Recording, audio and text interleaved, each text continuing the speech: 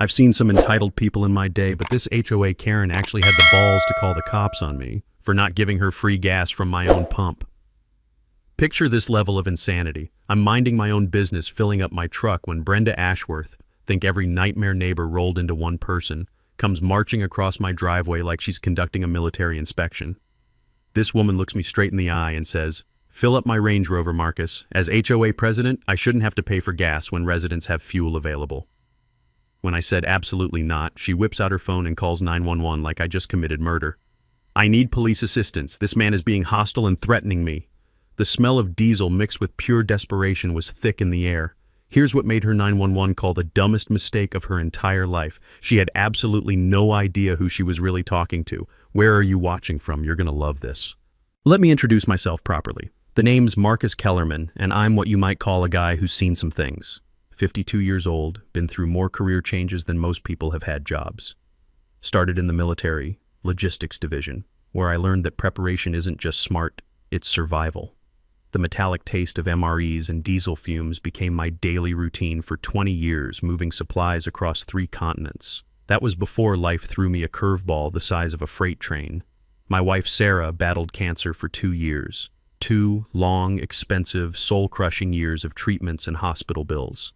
When she passed last spring, I couldn't stay in our old house anymore. The creak of every floorboard held memories I wasn't ready to face. So I packed up, sold everything, and moved to Willowbrook Estates, a nice little subdivision where property was cheap and neighbors supposedly minded their own business. Or so I thought. Willowbrook's got about 200 homes, mostly decent folks who work honest jobs and want that suburban dream. Tree-lined streets, kids playing in yards, the whole Norman Rockwell fantasy. The HOA used to be run by a retired teacher named Mrs. Henderson who kept things sensible. Mow your lawn, don't paint your house purple, pay your dues. Simple stuff that actually made sense. Then came Hurricane Brenda. Brenda Ashworth moved here from some ritzy gated community where the average house costs more than a NASA rocket. Real estate agent, drives a Range Rover that gleams like a diamond and has that particular brand of entitlement that comes from never hearing no in her entire privileged existence. Within 8 months, she'd somehow conned her way into the HOA presidency on a platform of elevating standards and removing undesirable elements. Translation: ethnic cleansing for suburbia. I started noticing her pattern real quick. Violation notices to the Rodriguez family for excessive vehicle parking. They had 2 cars. Fines for old Mr. Orion's vegetable garden being inconsistent with neighborhood aesthetics. Harassment letters to the young black couple who dared to install a basketball hoop. Meanwhile, her white neighbors with identical setups. Radio silence. Now, about my fuel pump. When I bought my place, it came with a perfect garage and workshop space for restoring vintage trucks. The previous owner had been a farmer with proper agricultural permits for personal diesel storage, completely legal, professionally installed, inspected annually by the fire marshal. The sweet smell of diesel mixed with motor oil became my therapy after losing Sarah. The pump setup is gorgeous, professional-grade equipment, safety features that exceed code requirements, clear private property signage. Cost me 15 grand to update, but during the last power outage, I was the only guy with reliable fuel for generators. Helped 3 elderly neighbors keep their medical equipment running. That's when Brenda targeted me. She came clicking over one morning in those ridiculous designer heels. You could hear her approaching like a tap-dancing spider. Started interrogating me about zoning compliance and community resources like she was conducting a federal investigation. When I showed her the permits and agricultural exemption, her face went sour as expired milk. "Well," she sniffed, "we'll just see about that." Within a week, I got my first violation notice, $500 fine for unauthorized commercial activity. The letter was longer than my military discharge papers, and about as friendly as an IRS audit. Apparently, my fuel pump was creating unfair advantages and attracting undesirable traffic patterns. I spent 3 hours researching HOA covenants, printed documentation proving my pump was completely legal, and hand-delivered my response with a smile. Figured I'd educated her, case closed. That's when I learned something important about entitled people. They don't want to be right, they want to win. And Brenda had apparently decided that this blue-collar veteran with his industrial equipment was going to be her first scalp in the battle for Willowbrook's improved image. The acrid smell of her cheap perfume lingering in my driveway should have been my first warning. This woman was about to make my life very interesting. 3 days after I delivered my legal documentation, Brenda called an emergency HOA board meeting. Emergency. Like my fuel pump was about to explode and level half the county. The community center smelled like stale coffee and broken dreams, that distinctive mix of industrial carpet cleaner and decades of neighborhood drama. 30 confused neighbors sat in squeaky folding chairs under fluorescent lights that buzzed like dying insects. The metallic taste of tension filled the air. Brenda had prepared a PowerPoint presentation about my fuel pump, because apparently that's what passes for crisis management in suburbia these days. "Ladies and gentlemen," she announced, clicking her laser pointer like she was targeting enemy positions, "we have a serious safety hazard that requires immediate action." Up flashed a photo of my fuel pump with dramatic red arrows pointing at it like evidence from CSI. She'd even added scary captions in bold red text: "Explosion risk" and "Environmental hazard." The woman had clearly missed her calling in disaster movie marketing. "This unauthorized commercial installation poses significant risks to our families, our children, and our property values," she declared with the drama of someone announcing the apocalypse. I raised my hand politely. "Ma'am, I provided documentation proving the floor recognizes only board members during formal presentations." She cut me off with a smile that could freeze hell itself. Here's where it got interesting. Brenda had actually done her homework, sort of. She'd researched fire codes and zoning ordinances, even pulled up some obscure county regulations about fuel storage.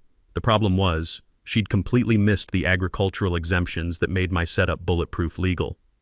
Back in my military days, we had a saying about officers who'd read half the manual and thought they knew everything. They were the most dangerous people on base because they had just enough knowledge to be confidently wrong. She spent 15 minutes describing disaster scenarios straight from bad action movies.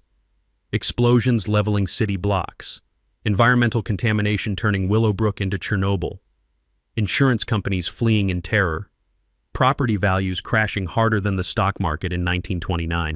The crowd was eating it up like free cake at a church social. Neighbors who'd waved at me for months suddenly looked at me like I was cooking meth in my garage. The nervous shuffle of people shifting in cheap plastic chairs filled the room. "Therefore," Brenda announced with prosecutorial satisfaction, "I motion for an immediate $1,000 fine and 48-hour removal deadline. All in favor?" 4 hands shot up faster than rockets at Cape Canaveral. That's when I stood up. My chair screeched against linoleum like nails on a chalkboard, cutting through the silence. "Before you vote," I said in that calm tone 20 years of military service develops, "might I suggest reviewing actual facts instead of Hollywood fiction?" I walked forward carrying a manila folder thick as a phone book. The room temperature seemed to drop as Brenda realized I'd come prepared for war. "First," I said, pulling out official documents, "here's last month's Fire Marshal Safety Inspection Report. Passed with flying colors. Marshal Henderson noted my installation exceeds current safety standards by a significant margin." Murmurs rippled through the crowd like waves in a disturbed pond. "Second, here's my agricultural exemption paperwork, properly filed with the county and renewed annually for 3 years, completely legal under state and federal law." The murmurs grew louder as reality penetrated the manufactured panic.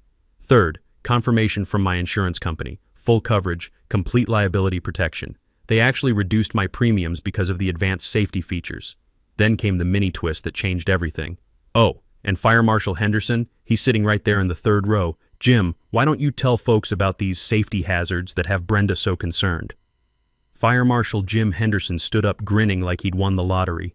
"Folks, I've inspected hundreds of fuel installations in 30 years. Marcus's setup is textbook perfect. Hell, it's safer than most commercial gas stations if I'm being honest." The room exploded. Neighbors demanded explanations. Board members shuffled papers nervously. Someone actually started applauding. Brenda's face cycled through more colors than a mood ring having a seizure. Her desperation mixed with overpriced perfume created a nauseating cocktail.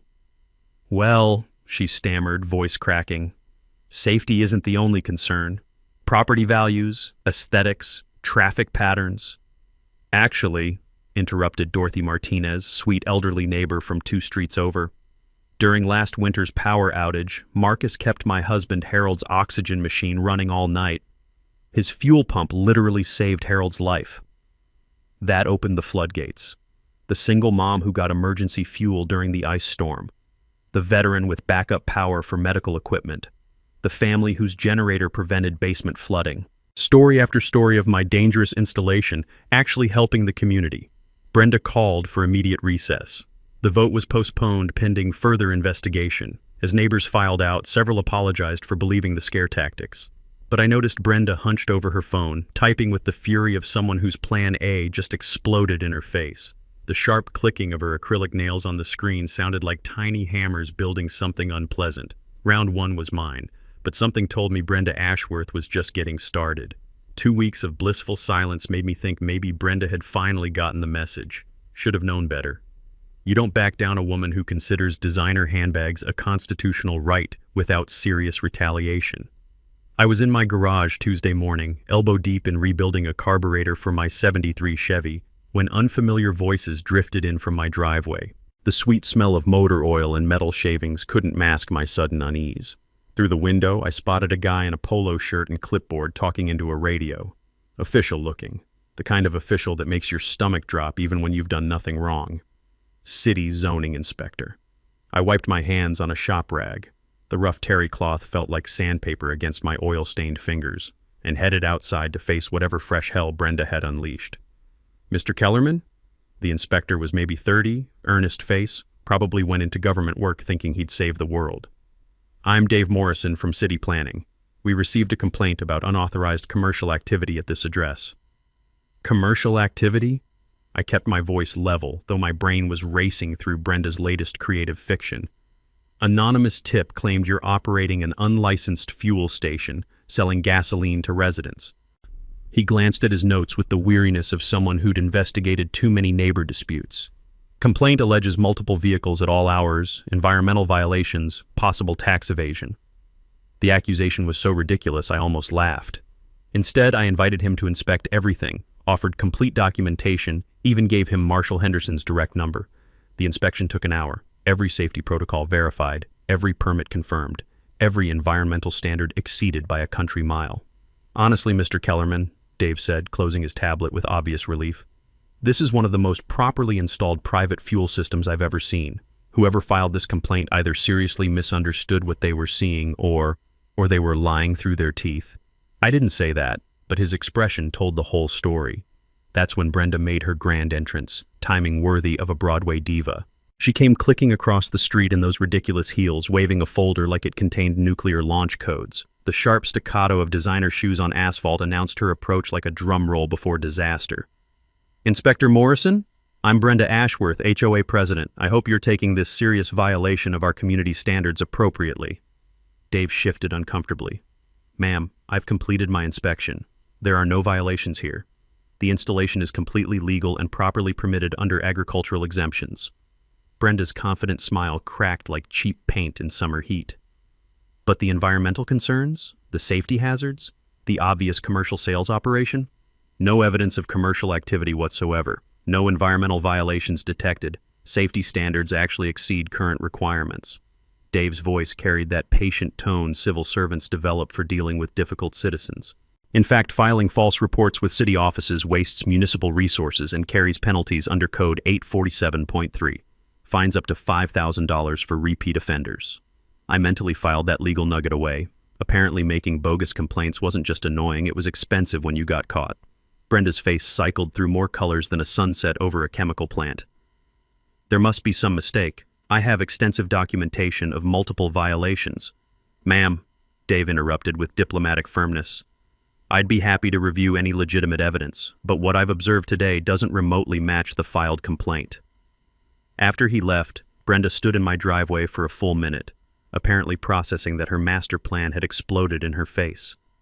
The acrid smell of her frustration mixed with overpriced department store perfume created an almost visible cloud of defeat. This isn't over, Marcus, she finally hissed, voice tight as piano wire. There are other ways to handle problem residents who refuse to cooperate. That evening, while researching municipal complaint procedures, always smart to understand the rules when someone's weaponizing them against you, my phone buzzed with a text from Jake, a contractor 3 houses down. Dude, check Nextdoor app. Someone's going nuclear on you.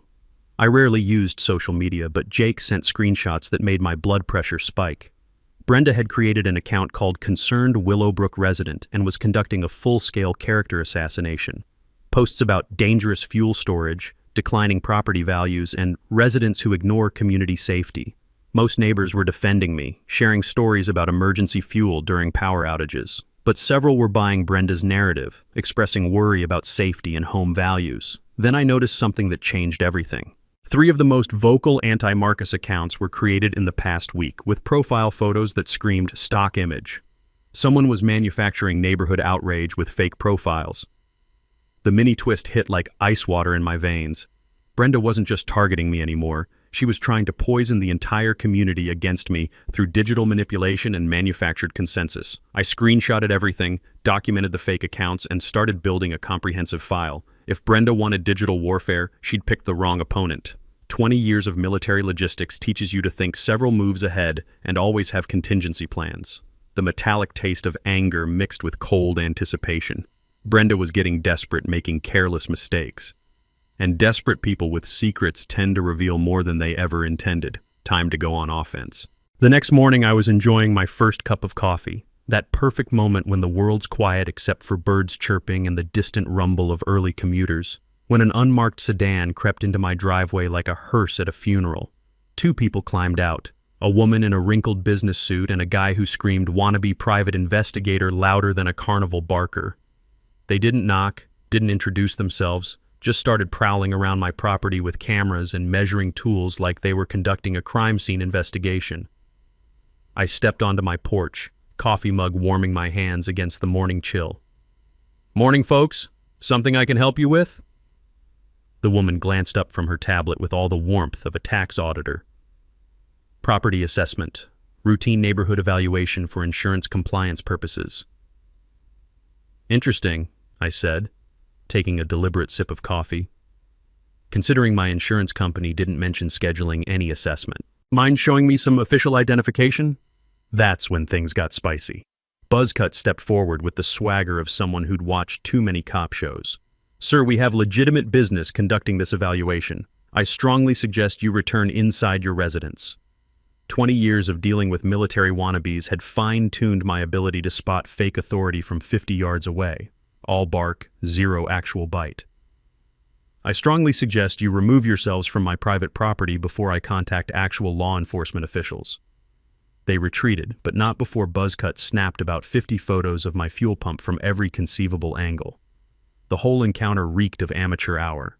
People pretending to possess authority they'd never legitimately earned. 2 hours later, my phone rang with an unknown number. Usually ignore those, but instinct made me answer. "Mr. Kellerman, this is Rick Santos from Apex Investigations. We need to discuss Brenda Ashworth immediately."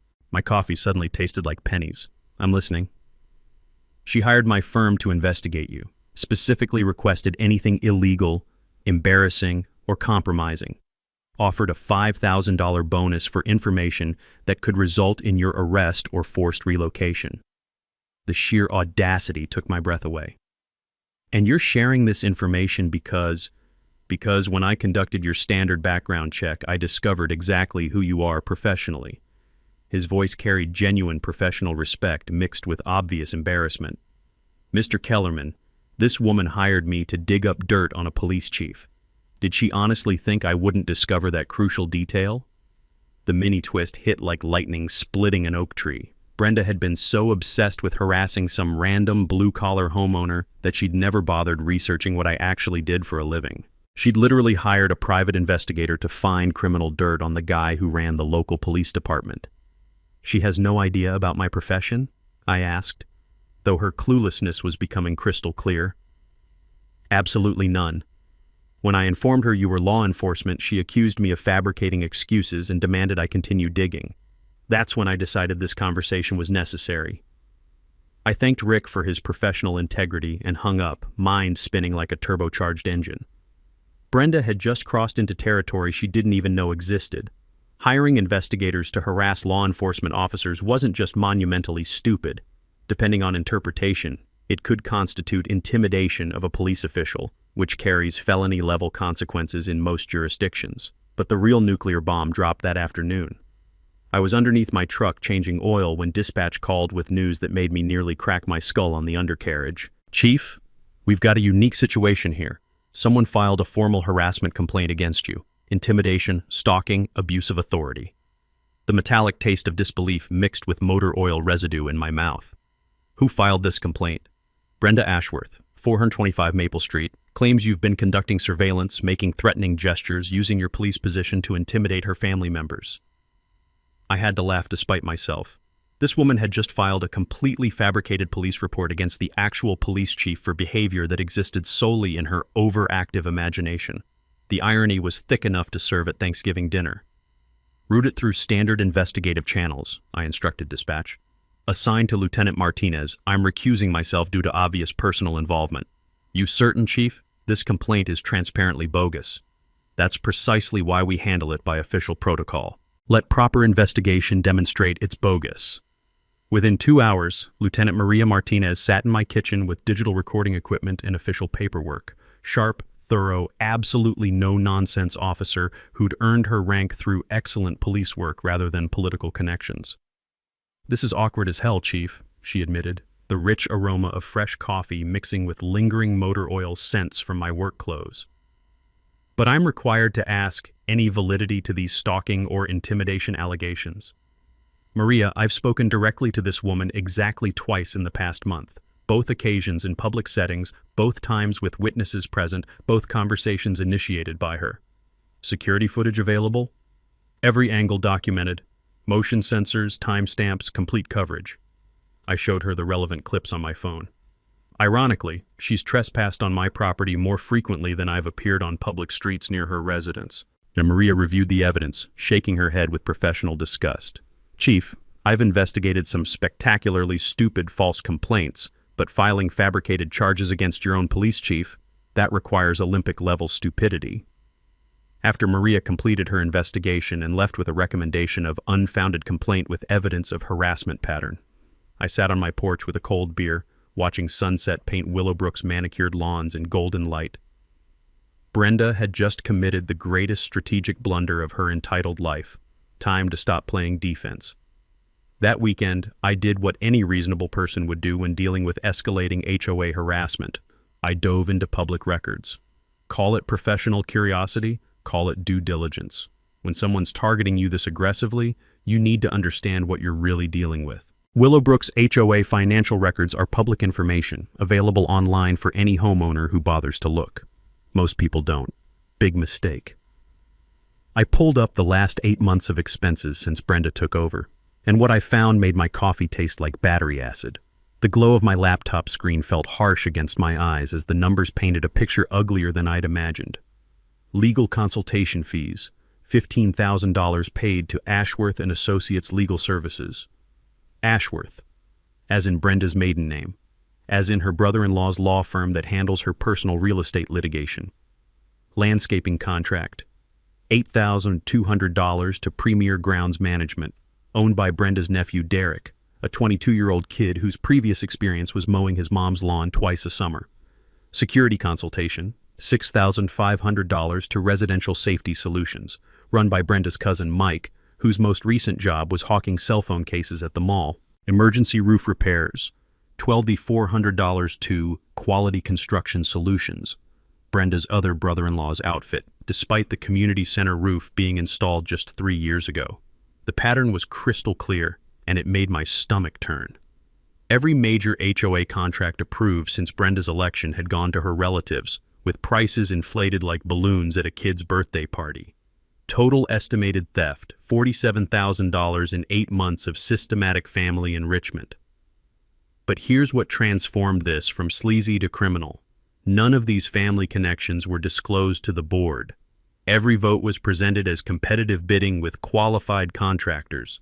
Every approval came with Brenda's passionate speeches about fiscal responsibility and protecting homeowner investments. The bitter taste of anger filled my mouth as I realized what this really meant. During my military career, I'd seen this exact scam in government procurement, officials steering contracts to family while hiding relationships. It earned people federal prison sentences under laws designed to protect public money. In civilian life, it's called conflict of interest concealment. And when you're handling other people's money in a fiduciary capacity, it becomes felony embezzlement.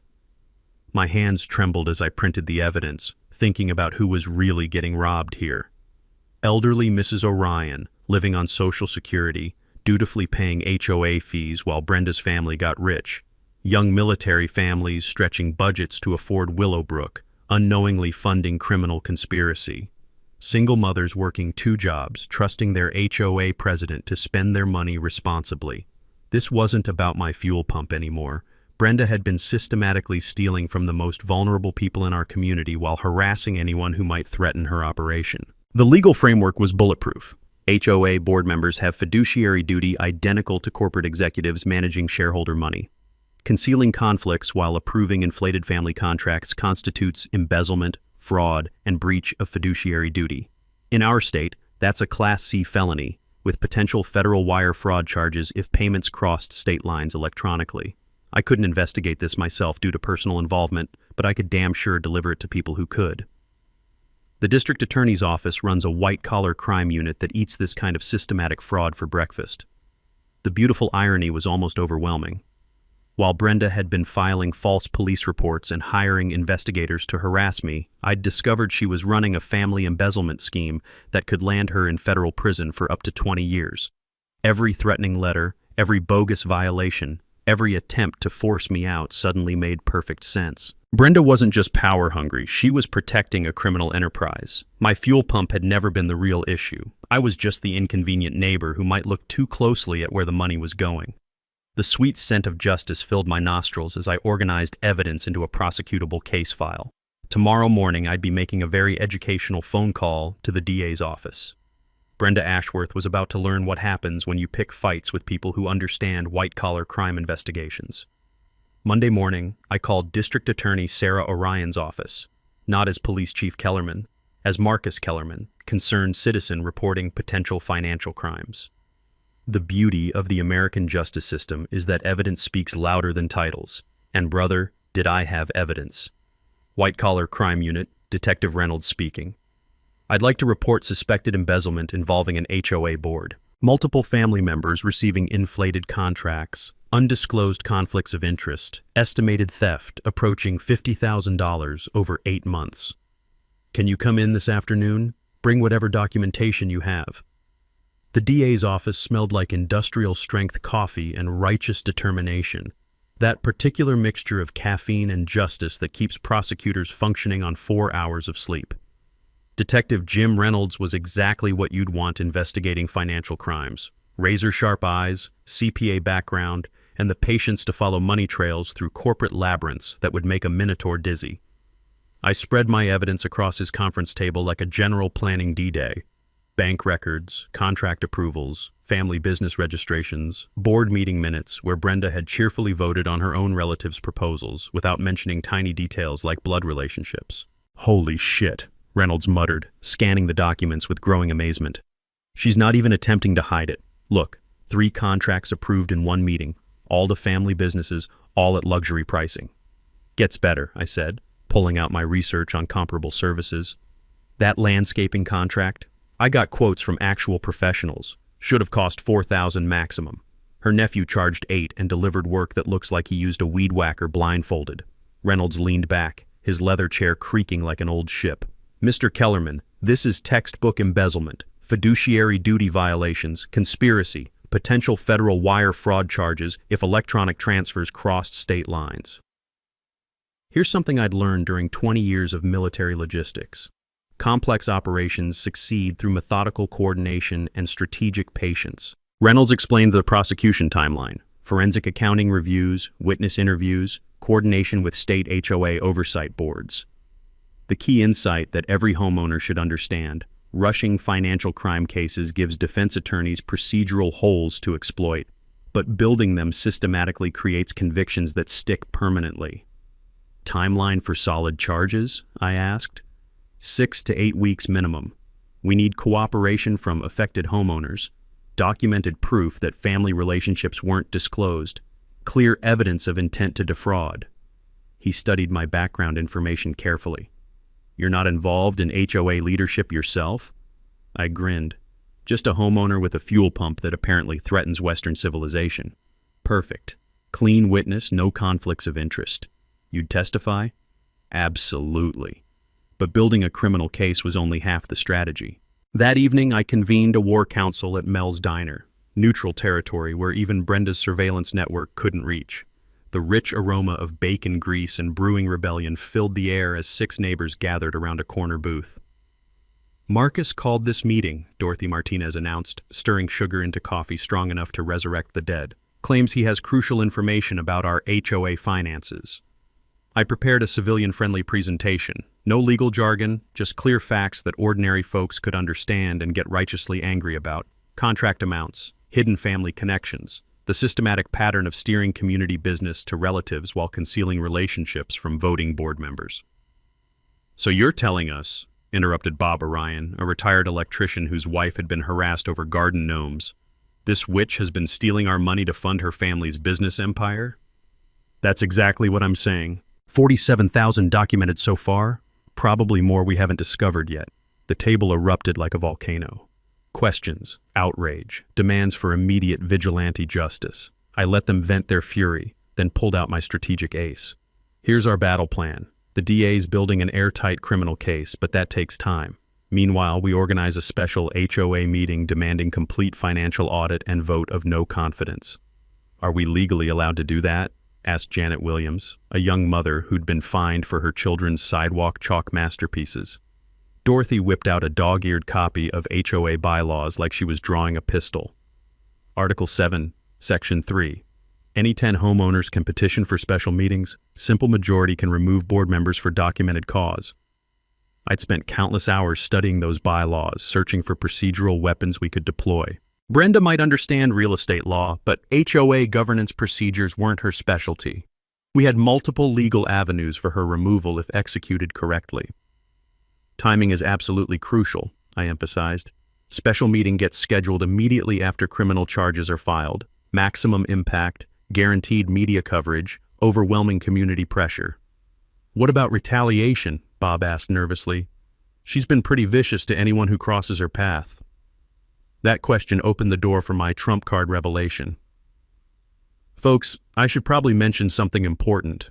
I'm Police Chief Marcus Kellerman. Brenda's been filing false reports and hiring investigators to harass me for months, completely unaware of who she was really targeting. The silence stretched like taffy before Dorothy burst into delighted laughter. You mean this entitled princess has been trying to intimidate our police chief? Sweet Jesus, that woman is dumber than a box of broken hammers. The metallic taste of impending victory filled my mouth as we coordinated witness statements, organized documentation, and planned our community uprising. Each neighbor contributed stories of Brenda's harassment, evidence of discriminatory enforcement, proof that her community improvement crusade was really elaborate cover for systematic financial crimes. By closing time at Mel's Diner, we had assembled enough ammunition to end Brenda's criminal empire permanently. While we were building our case, Brenda was apparently building her own version of Armageddon. Wednesday morning brought her most desperate gambit yet. An emergency HOA board meeting with exactly 24 hours notice, designed to ram through her final solution before anyone could organize opposition. The agenda was a masterpiece of bureaucratic terrorism. Emergency safety resolution, immediate removal of hazardous fuel storage, and imposition of community safety deposit.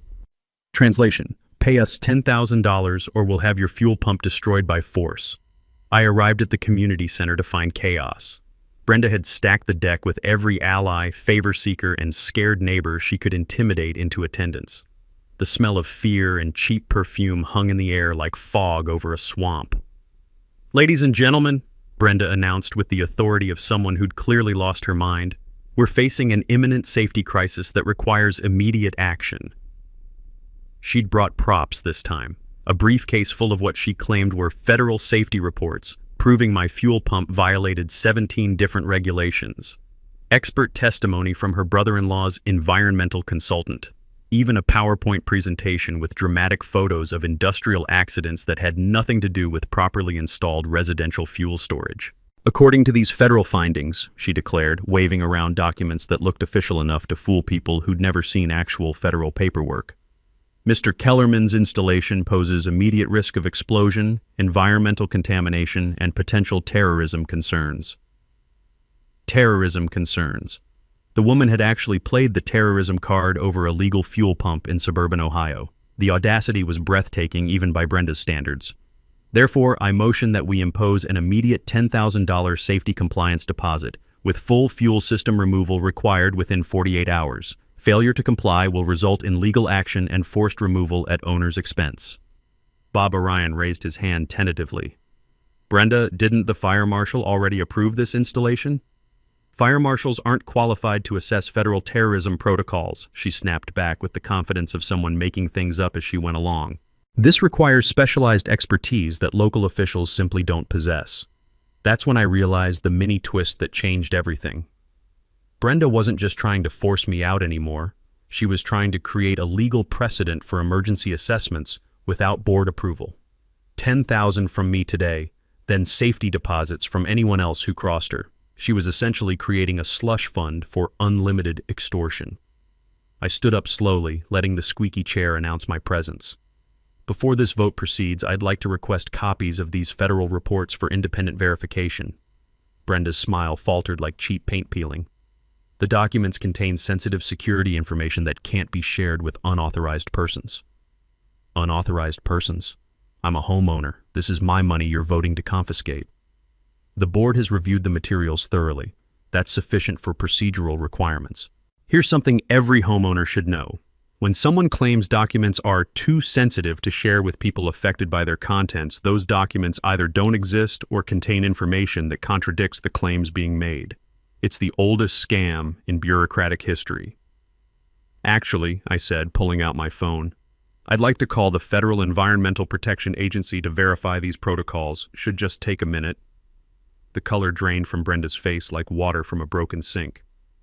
That's not necessary. The board has already verified. EPA Emergency Hotline, this is Agent Morrison, came the voice through my speakerphone. I'd called ahead and arranged this little demonstration with a friend from my federal law enforcement contacts. Agent Morrison, this is Marcus Kellerman in Willowbrook, Ohio. We're dealing with an HOA claiming federal terrorism protocols require immediate removal of a legally installed residential fuel pump. Could you verify if EPA has any such requirements? Sir, the EPA has no protocols requiring removal of properly permitted residential fuel storage.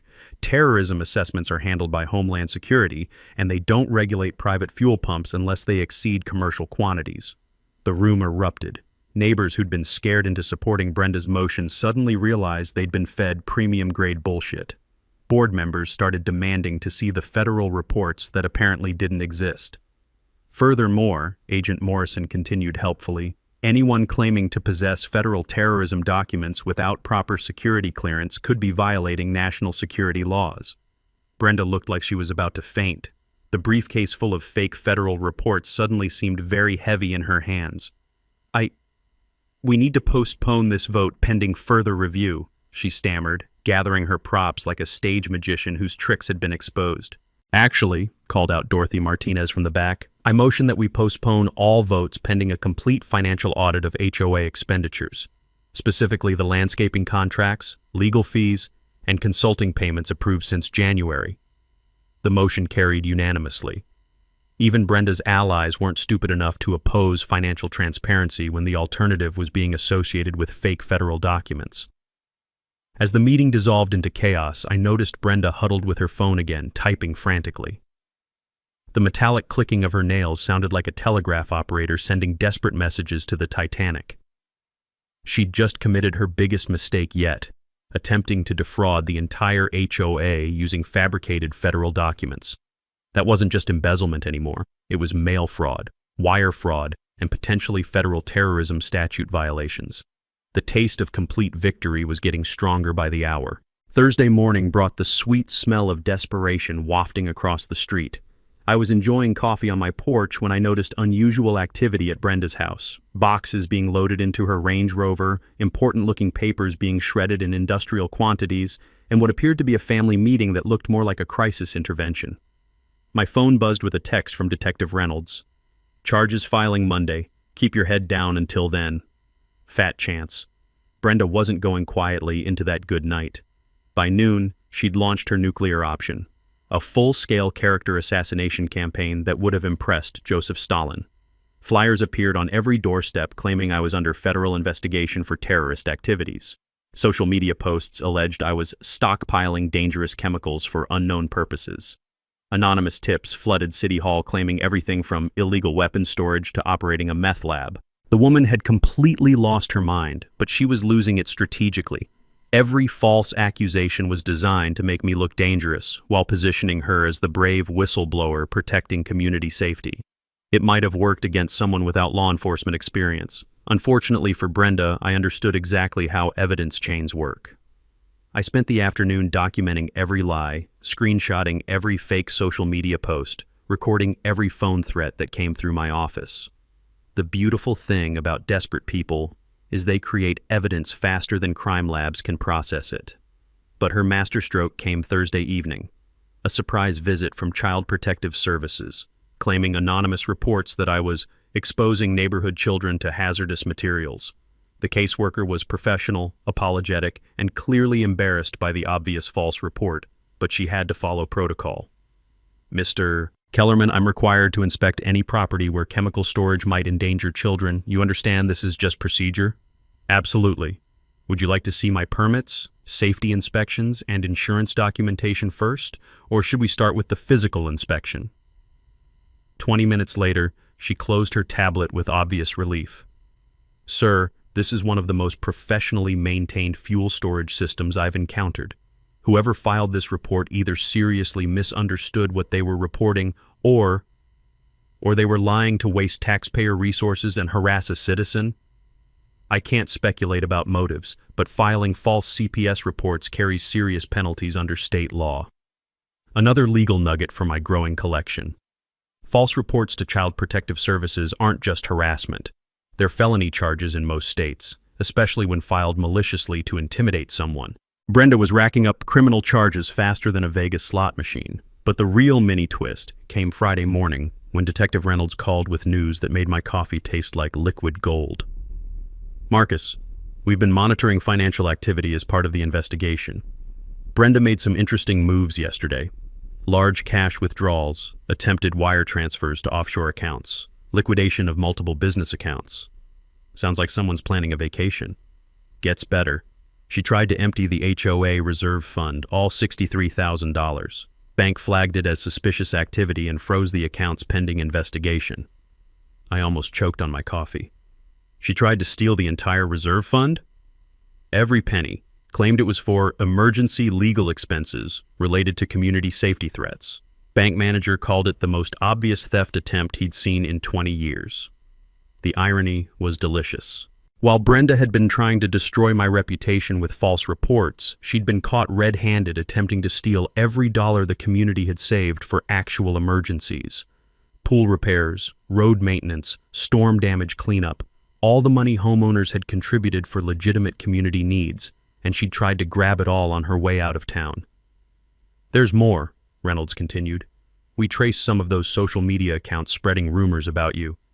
3 of them were created from Brenda's home IP address using fake names. Digital evidence of harassment, defamation, and cyberstalking. How long before arrests? Monday morning. Federal charges for wire fraud, state charges for embezzlement, harassment, filing false reports, and attempted theft. She's looking at 10 to 15 years if convicted on everything. I spent Friday afternoon watching Brenda's frantic activity from my porch.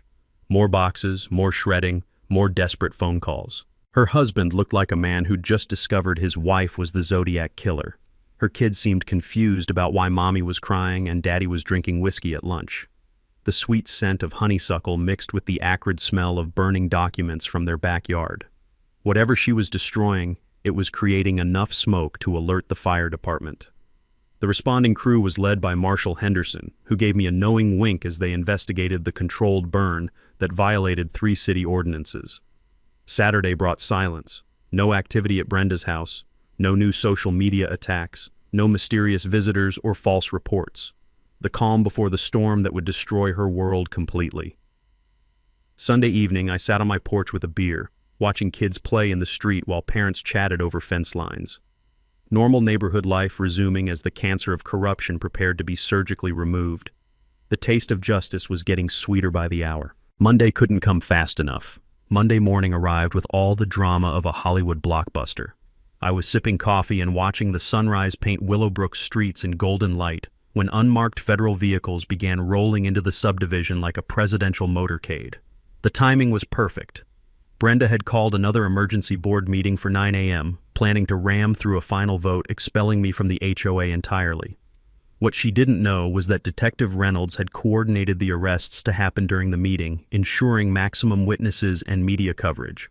I walked into the community center at 8:45 to find absolute chaos.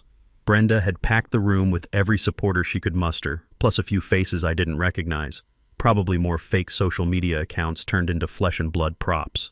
The air was thick with tension and Brenda's desperation perfume. "Ladies and gentlemen," she announced with the manic energy of someone who knew the walls were closing in, "today we finally resolved the safety crisis that's been threatening our community for months." She'd prepared her most elaborate presentation yet. Photos of my fuel pump with dramatic red circles and arrows. Fake testimonials from concerned parents about children developing mysterious illnesses. Even a petition demanding my immediate removal that looked suspiciously padded with signatures from people who didn't live in Willowbrook. "This individual," she declared, pointing at me with the drama of a prosecutor demanding the death penalty, "has repeatedly refused to comply with reasonable safety requirements, filed frivolous complaints to waste city resources, and created a hostile environment for law-abiding families." I sat quietly in the back, checking my watch. 9:15, any minute now. "Therefore, I motion that we expel Marcus Kellerman from Willowbrook Estates HOA for violation of community safety standards, with immediate forfeiture of all rights and privileges." That's when the cavalry arrived. The back doors opened and Detective Reynolds walked in, followed by 2 federal agents and a state prosecutor. The room went silent except for the sound of Brenda's confidence crashing like the Hindenburg. "Mrs. Brenda Ashworth?" Detective Reynolds' voice cut through the silence like a sword through silk. Brenda's face went from flushed triumph to pale terror in about 3 seconds. "Yes?" "You're under arrest for embezzlement, wire fraud, filing false police reports, and conspiracy to defraud. You have the right to remain silent." The room exploded. Gasps, shouts, the scraping of chairs as people jumped up for better views. Someone was recording on their phone. I spotted a local TV news crew that had somehow gotten word of the arrest. But the real magic happened when Detective Reynolds turned to address the stunned crowd. "Ladies and gentlemen, for those who don't know, I'm Detective Jim Reynolds with the District Attorney's Office. Mrs. Ashworth has been charged with systematically embezzling HOA funds by steering contracts to family members while concealing conflicts of interest. Total theft exceeds $50,000 over 8 months. More gasps. Dorothy Martinez was shaking her head in disgust. Bob Orion looked like someone had told him his lottery ticket was fake. Additionally, Reynolds continued, she's been charged with filing multiple false police reports, hiring investigators to harass residents, and attempting to steal the entire HOA reserve fund last week. That's when I stood up for my mic drop moment. "Brenda," I said, my voice carrying clearly through the stunned silence, "you've been demanding I remove my fuel pump for months, filing false reports, hiring investigators, claiming I'm some kind of terrorist threat." I paused, letting the tension build like a symphonic crescendo. "Too bad you never bothered to find out that I'm Police Chief Marcus Kellerman and you've just been arrested for exactly the kind of crimes I've spent 20 years putting people in prison for." The silence lasted exactly 2 heartbeats before the room erupted like Mount Vesuvius. Neighbors demanding explanations, board members claiming they had no idea about the financial crimes. Someone actually started applauding. Brenda's face cycled through more emotions than a theater major's final exam. Shock, rage, disbelief, terror, and finally the cold realization that her world had just ended completely.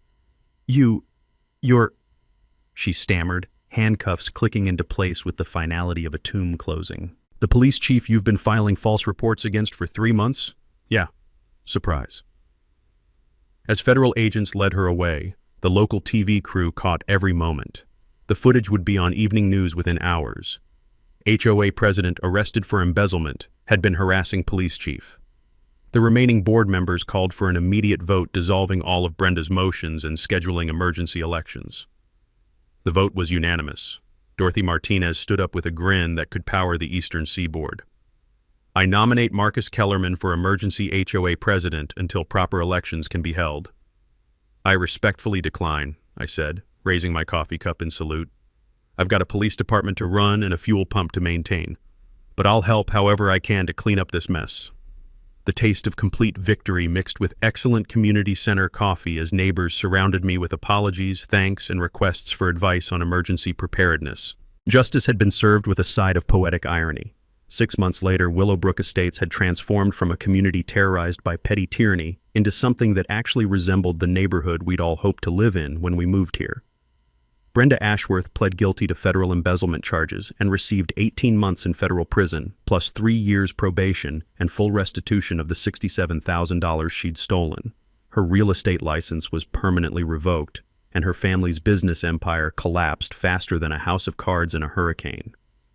The judge specifically noted that her pattern of harassment against a law enforcement officer demonstrated callous disregard for both the law and basic human decency. The money was returned to the HOA within 60 days, and we put it to work immediately. New playground equipment for the kids, road repairs that were actually needed instead of imaginary, a community emergency fund that helped 3 families during the tornado season.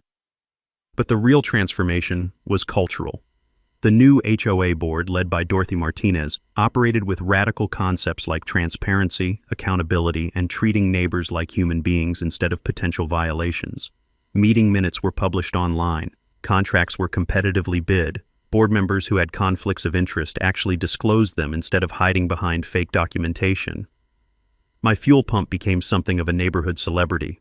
During the ice storm in February, I helped keep generators running for 8 families, including the Martinez's home where Harold's medical equipment literally kept him alive.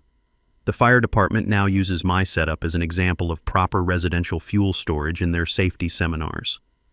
I established the Neighbors Helping Neighbors emergency preparedness program using a portion of the recovered funds. Free workshops on home security, emergency planning, and yes, legal fuel storage for anyone interested. We've helped 12 families install their own backup systems, all properly permitted and up to code. The program expanded beyond emergency prep, financial literacy classes for young families, HOA rights education for first-time homeowners, legal clinics where people learn about their actual rights instead of accepting whatever authority figures tell them. Knowledge, it turns out, is the best defense against corruption. I even started a scholarship fund for children of veterans and elderly residents, the people Brenda had targeted most viciously. Last month, we sent Jake Martinez to community college to study automotive technology. Kid's got natural talent and deserves a shot at building something better than his family could afford before. The story gained national attention after the arrest footage went viral. HOA Karen picks wrong neighbor, he's the police chief, became an internet sensation with over 2 million views. I've received interview requests from news outlets, podcasts, even a true crime documentary series. Most I declined, but I did a few community policing seminars sharing the lessons learned. The broader impact has been significant. State legislation now requires HOA board members to undergo basic training on fiduciary duty and conflict of interest disclosure. The Willowbrook provisions mandate independent auditing for HOAs managing over $50,000 annually. 3 other states have passed similar reforms. Federal task forces are investigating HOA corruption nationwide, using our case as a template for identifying the warning signs. Turns out Brenda wasn't unique, just uniquely stupid about who she chose to target. Personally, this whole experience taught me something about community policing that 20 years of badge work hadn't. Sometimes the most important law enforcement happens when you're not wearing a uniform, just standing up for what's right as a citizen and neighbor. I remarried last spring. Dorothy's granddaughter Sarah moved back to town after her divorce, and we discovered that fighting corruption together creates bonds stronger than traditional dating ever could. She's a paralegal who helps run our legal clinics and keeps me honest about proper procedural protocols. The kids love my workshop, and I'm teaching them emergency preparedness skills their urban father never knew existed. We're planning to expand the house, including a larger emergency preparedness center that can serve as a community resource during disasters. Properly permitted, of course, with full disclosure to all relevant authorities. Life in Willowbrook has become what suburban communities should be. Neighbors helping neighbors, transparent governance, and shared responsibility for collective well-being. The American dream, minus the nightmare of petty corruption. And my fuel pump, still running perfectly, still legal, still helping people when they need it most. If you've got HOA horror stories, drop them in the comments below. I want to hear how communities are fighting back against corruption and abuse. And hey, smash that subscribe button for more justice porn stories like this one, because unfortunately, there are way too many Brendas out there who need to learn that actions have consequences. Sometimes karma needs a badge to get the job done right.